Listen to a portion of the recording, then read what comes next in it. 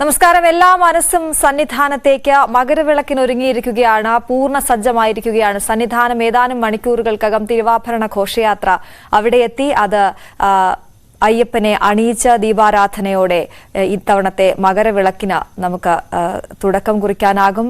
വലിയ ഒരു ഭക്തജനക്കൂട്ടം അവിടെ അത് സാക്ഷ്യം വഹിക്കാനായി കാത്തു നിൽക്കുന്നുണ്ട്. പർണശാല കെട്ടി അത് കാണാനായി കാത്തു നിൽക്കുന്നുണ്ട്. ആ ദൃശ്യങ്ങളിലേക്കടക്കം പ്രേക്ഷകരെ കൊണ്ടുപോകാനായി പൂർണ്ണ സജ്ജമാണ് ന്യൂസ് 18 കേരളവും. ഞങ്ങളുടെ പ്രതിനിധികൾ അവിടെ നിന്ന് നിങ്ങൾക്ക് തത്സമയ ദൃശ്യങ്ങളും റിപ്പോർട്ടുകളും എത്തിക്കും. ഒപ്പം നമുക്കൊപ്പം അതിഥികളും ചേരും.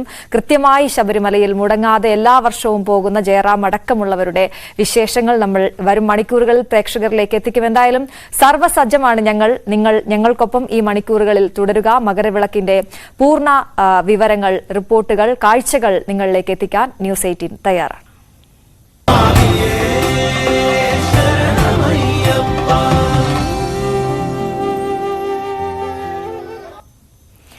ഓരോ വർഷവും ഈ ഒരു മകരവിളക്കിനായി, മകരജ്യോതി തെളിയുന്ന ആ നിമിഷത്തിനായി കാത്തിരിക്കുന്ന നിരവധി അയ്യപ്പ ഭക്തരാണ് ലോകമെമ്പാടുമുള്ളത്. അതിൽ സെലിബ്രിറ്റികൾ അടക്കമുണ്ട്. നമുക്കറിയാം നിരവധി താരങ്ങളാണ് എല്ലാ തവണയും ശബരിമലയിലേക്ക് ഈ മകരവിളക്കുത്സവത്തിനായി മണ്ഡലകാലത്തെത്താറ്. അതിൽ പ്രധാനിയാണ് ജയറാം. എല്ലാ വർഷവും ജയറാം അങ്ങോട്ടേക്ക് എത്താറുണ്ട്. പക്ഷേ ഇത്തവണ അദ്ദേഹത്തിന്റെ പുതിയ സിനിമയുടെ തിരക്കുമായി ബന്ധപ്പെട്ട് അദ്ദേഹത്തിന് അവിടേക്ക് എത്താനായില്ല. എന്നാൽ അദ്ദേഹം ന്യൂസ് 18നോട് പ്രതികരിക്കുകയുണ്ടായി. അയ്യപ്പനാണ് പറഞ്ഞത് ഇത്തരത്തിൽ സമയമുള്ളപ്പോൾ വന്നാൽ മതി, ഇപ്പോൾ വലിയ തിരക്കല്ലേ എന്നൊക്കെയുള്ള രസകരമായ, കൗതുകകരമായ വാക്കുകളായിരുന്നു ജയറാമിൻ്റേത്. നമുക്കത് കണ്ട ശേഷം മടങ്ങിയെത്താം.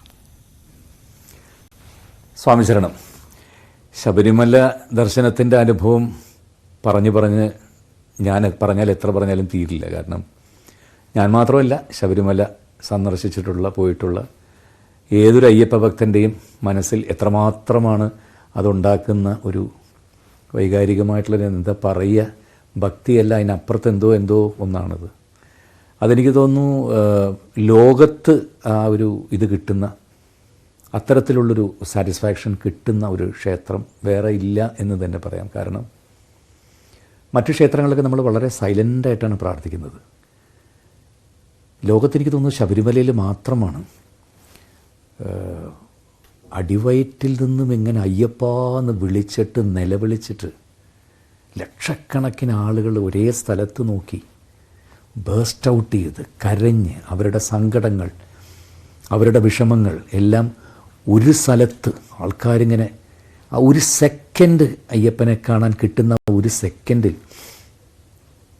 ആ ഒരു അറ്റ്മോസ്ഫിയർ അത് ലോകത്ത് വേറൊരു സ്ഥലത്ത് ഞാൻ കണ്ടിട്ടില്ല. നമുക്ക് കിട്ടുന്ന ഏറ്റവും വലിയ ഒരു ഇതാണ്.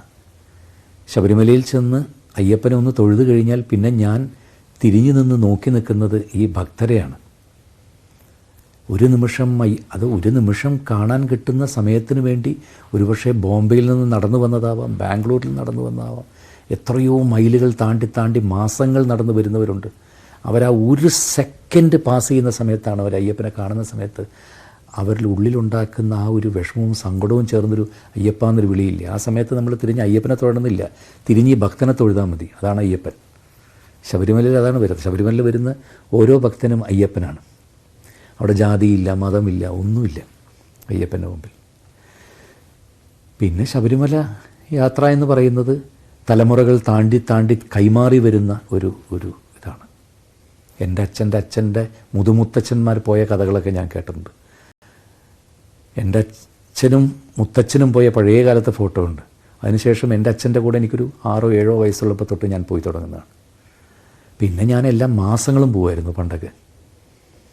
അയ്യപ്പൻ ഒരു വർഷം ഒരു 4 or 5 പ്രാവശ്യമെങ്കിലും കണ്ടില്ലെങ്കിൽ എനിക്ക് എന്തോ മനസ്സിന് വേറെ ഇതുപോലെ. ഇപ്പോഴും അങ്ങനെ തന്നെ, എപ്പോഴൊക്കെ സമയം കിട്ടുന്നു അപ്പോൾ പെട്ടെന്ന് പോയിട്ട് വരും. ഇന്ന് മകരവിളക്കാണ്. മകരവിളക്കിന് കഴിഞ്ഞ കുറേ വർഷങ്ങളായിട്ട് ഞാൻ അയ്യപ്പൻ്റെ നടയിലുണ്ടാവാറുണ്ട്.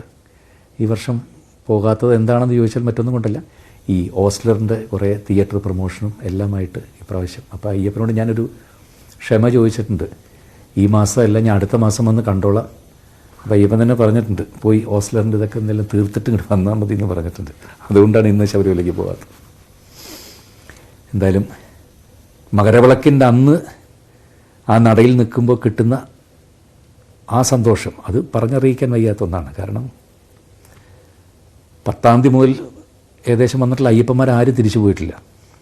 കർണാടക, ആന്ധ്ര, ലോകത്തു നിന്നുള്ള പല ഭാഗത്തു നിന്നുള്ളവർ അവർ മുഴുവൻ ഇന്ന് വൈകിട്ട് 6:30 മണിക്ക് തിരുവാഭരണം ചാർത്തി നട തുറക്കുമ്പോൾ ഉദിക്കുന്ന ആ നക്ഷത്രവും വട്ടമിട്ട് പറക്കുന്ന പരുന്തും തിരുവാഭരണത്തിൻ്റെ ഒപ്പം യാത്ര ചെയ്യുന്ന പരുന്തും പൊന്നമ്പലമേട്ടിൽ തെളിയുന്ന മകരജ്യോതിയും കണ്ട ശേഷമേ അവരൊക്കെ തിരിച്ചിറങ്ങുള്ളൂ. അത് തരുന്നൊരു നിർവൃതി അത് പറഞ്ഞറിയിക്കാൻ വയ്യാത്ത ഒന്നാണ്. സന്തോഷം. ജയറാം പറഞ്ഞ ആ ആത്മസംതൃപ്തി, ആ നിർവൃതി അത് അനുഭവിച്ചറിയണമെന്ന് തന്നെയാണ് അവിടെ എത്തുന്ന ഓരോ ഭക്തരും പറയുന്നത്. അയ്യപ്പനെ കാണാനെത്തുന്ന ഭക്തരെയും അയ്യപ്പൻ എന്ന് വിളിക്കുന്ന ഒരേ ഒരു ക്ഷേത്രം.